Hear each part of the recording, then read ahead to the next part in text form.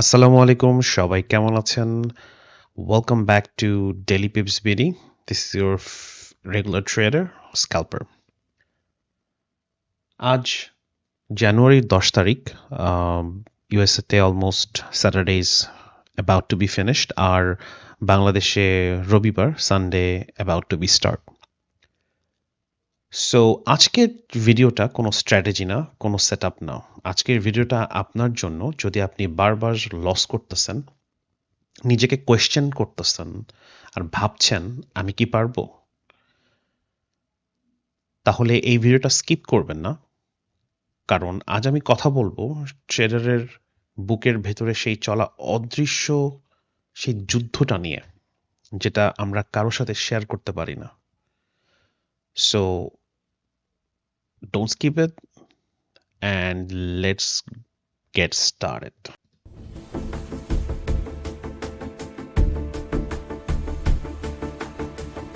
So আপনাদেরকে একটা question করি। আপনি কি জানেন ট্রেডাররা সবচেয়ে বেশি কষ্ট পায় কখন? যখন সে নীরবে থাকে। কারণ সে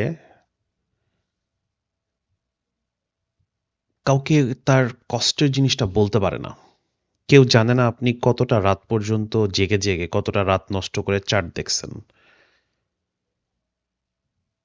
কতবার আপনি আপনার নিজের ফান্ডিং অ্যাকাউন্টটা, নিজের ফান্ড করা নিজের পার্সোনাল অ্যাকাউন্টটাকে ব্লোন করছেন, অ্যাকাউন্টটা জিরো হয়ে গেছে।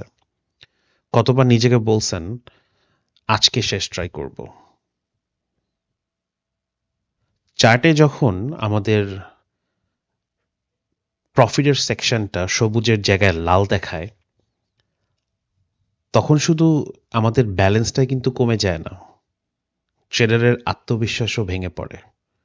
আর সবচেয়ে কষ্টের কথা জানেন, আপনি হার মানেন না, কিন্তু স্টিল চারপাশে সবাই বলতেছে ট্রেডিং তোমার জন্য না। কথাটা সত্যিই কঠিন, কিন্তু এটা কথা বলি। সমস্যা মার্কেটে না, সমস্যা অ্যানালাইসিসে না, সমস্যা স্ট্র্যাটেজিতেও না। সমস্যাটা কি জানেন? সমস্যাটা হচ্ছে আমাদের ধৈর্যের অভাবে, সমস্যাটা আমাদের ডিসিপ্লিনে।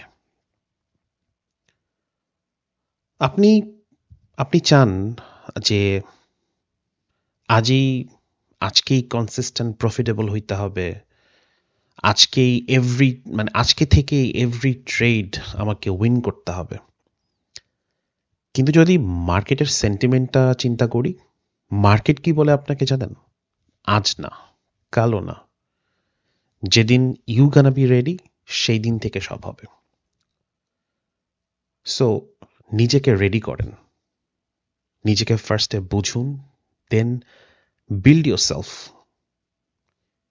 90% ট্রেডাররা হারে, লুজ করে ট্রেডিংয়ে। কারণ কেন জানেন? তারা প্রসেস চায় না, তারা রেজাল্ট চায় না। 90% ট্রেডাররা হারে, কারণ কেন জানেন? তারা প্রসেস চায় না, তারা শুধু রেজাল্ট চায়। তারা লার্নিং চায় না, তারা শুধু প্রফিটটা দেখতে চায়। আবার এই যে সবকিছুর পরে যখন একজন হালকা পাতলা প্রফিট হয়, এরপরেও কিন্তু একটা পেইন আসে। পেইনটা কি জানেন? ব্যালেন্সটা যখন একটু ডিক্রিজ হয়, পেইনটা আসে। আবার তারা কি করে জানেন? সেই পেইনটা সহ্য করতে পারে না।